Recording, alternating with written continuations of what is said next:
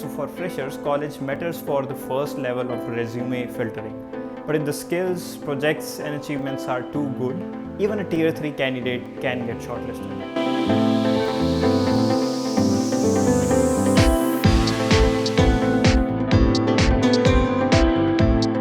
Alright, let's start.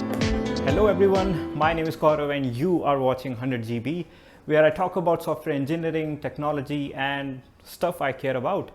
So today we are going to be talking about the importance of your degree, your branch and your CGPA when applying for FANG companies or any other big tech company. So a quick background about me. I'm a software engineer working at Google and I'm a non-CS graduate from NIT Kurukshetra.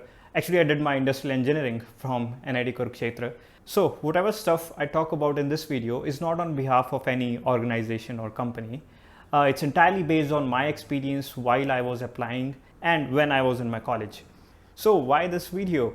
Actually, I have been getting a lot of questions on YouTube, on Instagram around, does my college matter? Does my degree matter? Degree in the sense Btech, BCA, MCA, BA. Does my CGPA matter? And actually, these are the most important questions for millennials like us these days.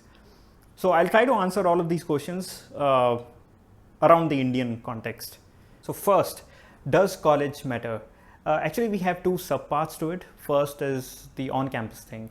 So when a FANG company is visiting a campus, the college actually won't matter much unless they have like pre-decided on the number of people that they're gonna hire from this campus. But if the same company is visiting multiple tiered colleges, in that case, you can expect some kind of difference maybe on the salary structure or maybe on the role as well. But most of the big companies, like they don't differentiate on the basis of the role, but there can be differences on the salary structure. Next, let's come to the off-campus side of things. So in off-campus, we have two subparts. First is the freshers. So for freshers, college matters for the first level of resume filtering. But if the skills, projects and achievements are too good, even a tier 3 candidate can get shortlisted and the rest depends on your interview. So for experienced candidates, college doesn't matter much because their previous organization and the projects that they did in their previous organizations take over and the college kind of fades away. But actually for some startups that don't want anybody from a non-IIT college, in that case you can't help yourself, you're out of luck. समझ गया. So where does the college actually help? It helps you in building connections, it helps you in building a network. Actually, if I see myself, I strongly feel that I was able to get into BlueStacks and Google only because of the kind of the network and the connections I had in my college. For BlueStacks, it was kind of like semi on campus. And for Google, it was eventually a kind of a referral through a junior. And the other part where the college helps is giving you a great exposure for overall development. Now, this is mostly because of the alumni network and the kind of professors that you have in good colleges. I'm not saying that private colleges are bad or anything, but these are some kind of minor differences that you see in tier 1 and tier 3 colleges. So second, does college degree matter? So here we are primarily talking about engineers versus non-engineers versus college dropouts, let's say. So on campus or off campus, I feel that college degree does matter.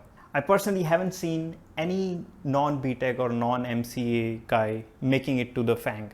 While if you ask me the reason, I don't know. But yeah, that's what the state of my circle is. So for college dropouts or school dropouts, well, I don't have any particular dropouts in my friend circle or in my circle, but I know like 3 or 4 folks who had dropped out of college, but almost all of them are working on their own. They have either started their own startups or small companies, but nobody is working for FANG.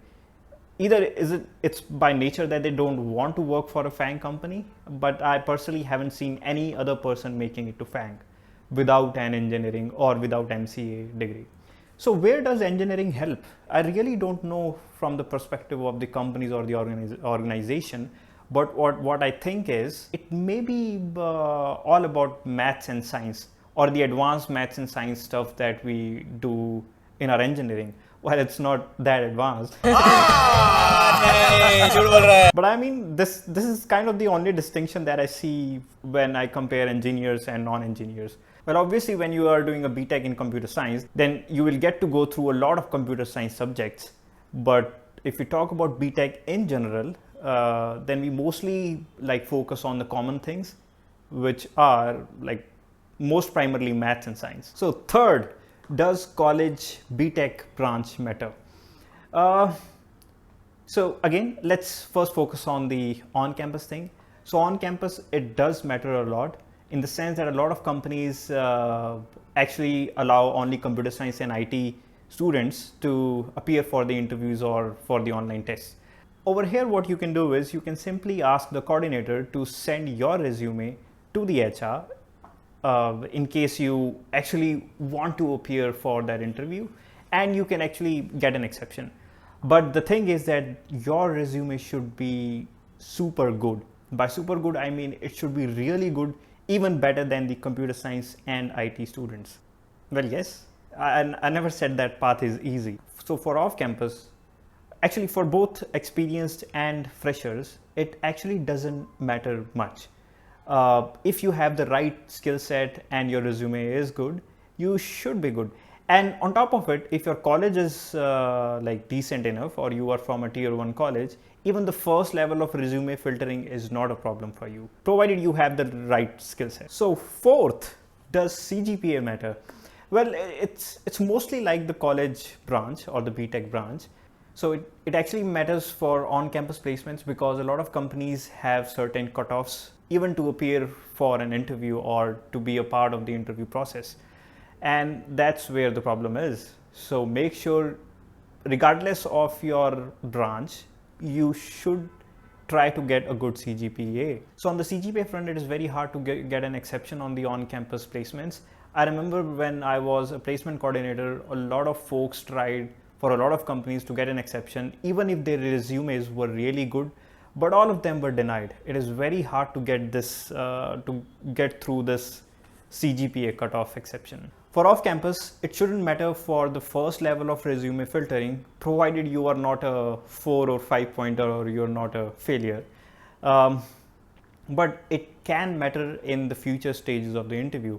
As for Google, I remember when I was like done with the interviews after 5 or 7 days, I was asked by the recruiter to provide my CGPA. I don't know why, but yes. And actually, yeah, that's it.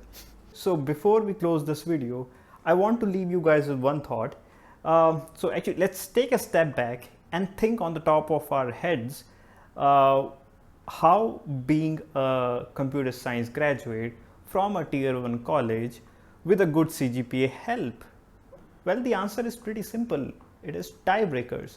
So whenever in the interview process there is a tiebreaker, the one and only thing that can push either of the person beyond the fence is one of these things. In tiebreakers, you will be out of luck if you're like, if you either don't have a good CGPA, you are not from a tier 1 college, and you are not a computer science graduate. I'm sorry. Oof, it's getting a little hot in here. Let's go outside and close the video. Okay folks, that was it for this video. I hope you liked this one, and if you did, don't forget to hit that like button. Also subscribe to my channel if you haven't already. And in case you think that I missed some information from this video, do mention it in the comment section below, so that my other subscribers and my other viewers get to know about that. So I have a lot of plans for some decent videos in the future. Let's see how it all goes. And yes, I will see you in the next one. Bye.